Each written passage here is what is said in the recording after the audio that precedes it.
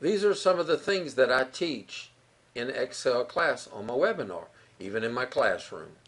But if you can't get to my classroom, you can participate in the webinars that I teach in the afternoon from 3 to 4. Look, if you want to separate the number from the street address, what you have to do is you have to insert 2 columns there. So you highlight them by clicking and dragging. You right click and click insert. Remember, anytime you highlight the number of columns and you hit right click and you hit insert, it will insert as many columns as you highlighted. So now that we've got that, let's go ahead and we're going to put a formula. Where do we start every formula off with? Equal sign. And what would we put? Left, L-E-F-T, open parentheses, and we're going to use C2. That's where that address is located.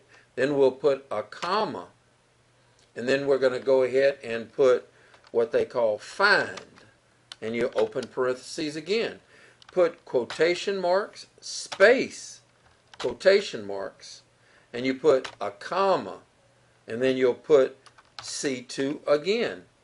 Then you close those parentheses and you put -1 and you close that parentheses. Once you do, you hit enter. And you see, it took the number from this address and put it here. The next thing you want to do is pull Main Street and make it come over here. So what would you start off with? An equal sign. And you'd put equal right. And then you do the open parentheses, and then you'll put, because it is still located in C2, so you put C2, and then you'll put a comma. Then we're going to put the letters L-E-N, N-E-L, I'm reading backwards, dyslexic. Anyway, and then you put the parentheses, and you go back to that cell again, C2, and then you'll put a closed parentheses on this one. And then you're going to say minus find, M-I-F-I-N-D. And you open parentheses, and then you'll put, again, the quotation marks, space, quotation marks. Then you'll put a comma and the C2 again. Then you'll put a comma, and you're going to go ahead and put 1, the number 1, and close parentheses. And what it did was, you're going to go ahead and hit enter, because what I did was I have to put 2 parentheses. You see right here?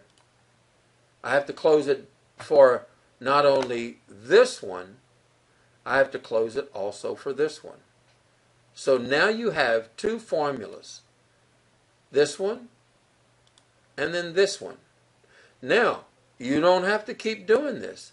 Use the handler. Remember the handler? You see? It pulled all of them. And the same way, and I don't care if you had 5,000 of them, you can go all the way down. Use the handler on here again also.